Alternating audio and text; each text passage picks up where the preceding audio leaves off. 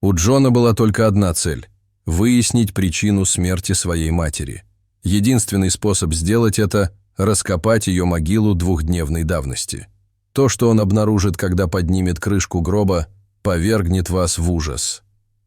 В тот роковой вечер Джон был не в духе, и он едва мог ясно мыслить.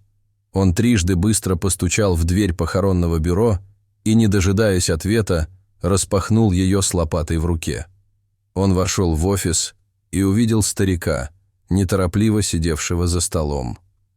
Старик Ричард был охранником кладбища. Джон потребовал, чтобы его отвели на могилу матери. Его маму Монику похоронили 2 дня назад на кладбище, и Джону нужно было показать дорогу. Джон назвал полное имя своей матери, и Ричард согласился отвезти его к могиле. Он легко мог вспомнить, где находится могила, потому что лично наблюдал за захоронением. Когда они добрались до могилы, Джон вытер слезы с глаз и поднял лопату, чтобы начать копать. Однако Ричард немедленно остановил его. Эксгумация тела без надлежащего разрешения была незаконной. Он потребовал объяснить, зачем Джону понадобилось осквернять могилу матери. Но Джон продолжил копать, и через некоторое время Ричард понял, что его не остановить. В конце концов, он был моложе, и у него было больше сил. Единственный способ остановить его – это привлечь полицию, и он немедленно поспешил в свой офис, чтобы взять телефон. Джон продолжал копать. Он начал вспоминать, как последние несколько часов прошли для него как в тумане. Джон учился в колледже далеко от дома, и ему пришлось бросить все, включая экзамен, когда он узнал, что его мать умерла и уже похоронена. Несколько часов назад ему позвонил отец, который принес ему трагическую новость. Его отец позвонил ему только через 2 дня после похорон. Джон был в ярости из-за этого. Он не мог понять, почему отец скрывал от него такие новости до самого конца. В результате он так и не смог попрощаться со своей мамой. Слезы наполнили его глаза, но он не остановился, пока его лопата не ударилась о твердый гроб.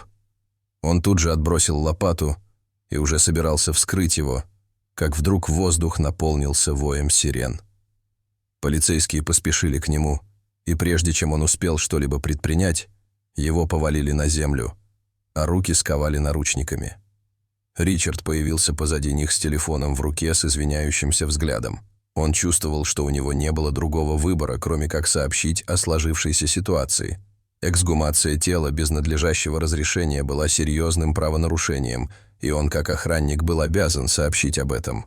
Тем не менее, он не мог не испытывать жалости к молодому человеку, который, по-видимому, очень переживал смерть своей матери.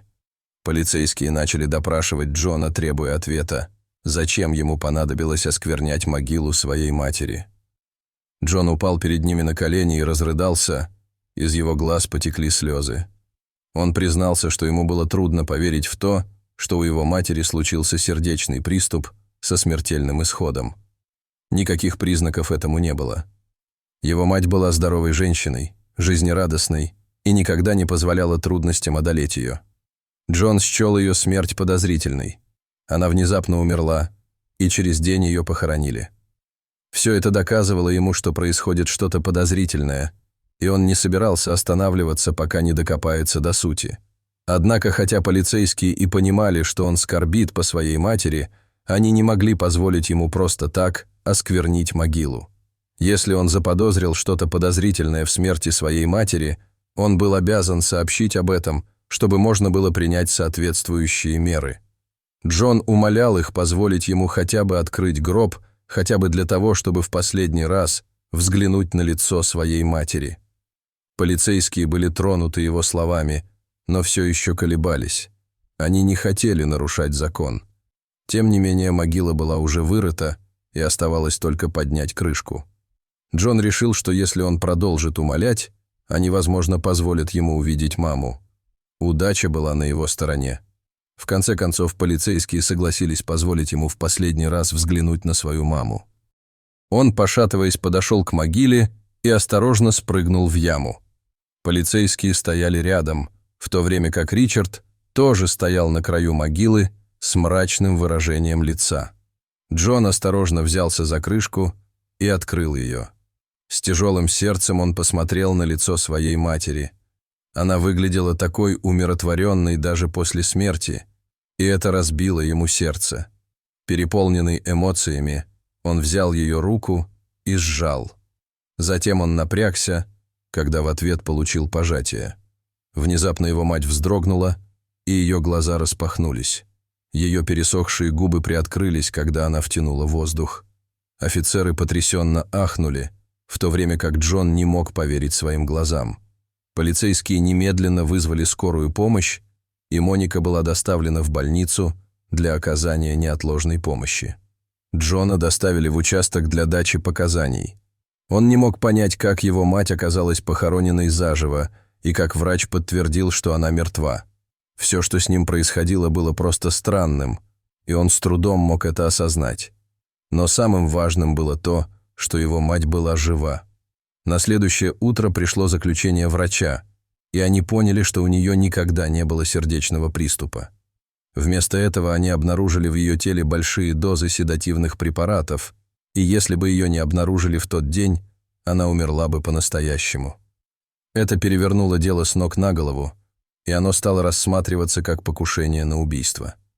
Хотя Джону и разрешили уйти, его предупредили, чтобы он никому ничего не говорил. Поэтому он поселился в отеле и оставался там до тех пор, пока полиция не закончит свое расследование. Благодаря токсикологическому отчету следователи смогли точно определить, какие препараты использовались. После дальнейшего расследования они выяснили, где они были приобретены. Эти редкие препараты купил ее муж Брайан. Была запись с камер видеонаблюдения, на которой видно, как он входит в аптеку и выходит из нее, а также рецепт врача с подробным описанием того, как следует принимать таблетки.